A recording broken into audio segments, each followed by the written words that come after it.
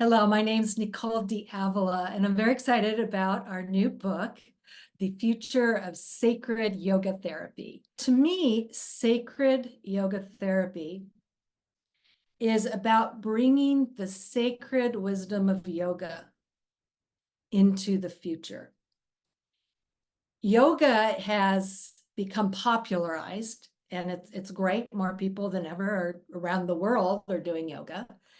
And it has great benefits. I think the reason for doing a book like this as a collaborative book is because it helps to highlight the fact that yoga therapy individualizes for each person in a very deep and profound way. It's part of its magic. It's part of why it works so well.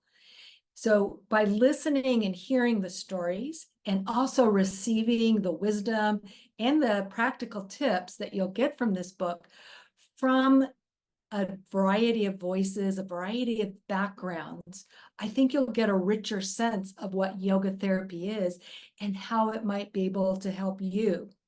And I think that's key. We're going in the direction of individualization in terms of things like medicine. It's finally caught on, even though these teachings that we're offering are quite ancient. I'm Eileen Cohen. I'm a registered dietitian nutritionist, certified diabetes care and education specialist, and certified yoga therapist. I'm also an Ayurvedic health coach. So, the future of sacred yoga, a lot of people are interested in practicing yoga and do practice yoga, but the truth is that not everybody knows why yoga is always so good for us, right? Not everybody realizes all of the multiple benefits to yoga and yoga therapy. With the right tools, anybody can do it, really honestly. But you need tools. And I love being able to bring the East and the West together in a way that makes sense to people. I would just love to encourage people to get the book, right? To buy the book because it's coming out. It's amazing. I mean, the book, and not only my chapters, but my co-authors' chapters are all wonderful, and you get so much out of it. And it's considered a form of self-care and self-improvement, right? So that's really what it's all about. The book gives you the tools that you need to have a better life. It was lovely to read each individual's chapter or chapters because all of the yoga therapists have made a real choice to do yoga as service to ease suffering. Very specific thing that we all do and a choice we've all made.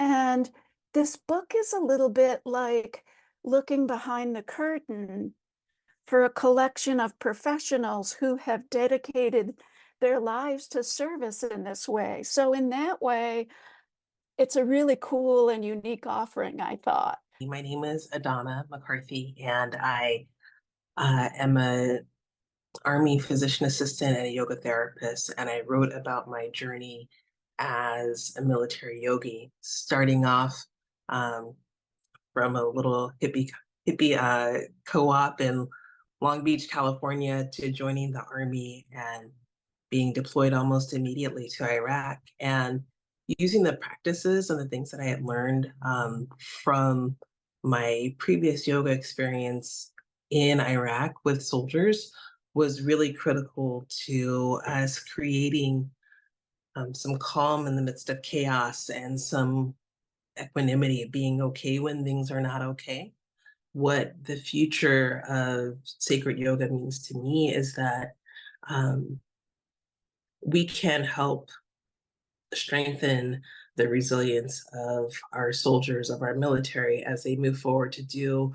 Um, they do lots of things that most people wouldn't do, so that we can sustain the life that we have and the privileges that we have.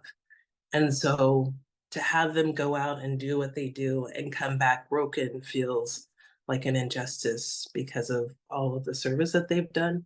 And so giving them just one more tool in their toolbox so they can move forward and be integrated in the work that they're doing feels like the right thing to do.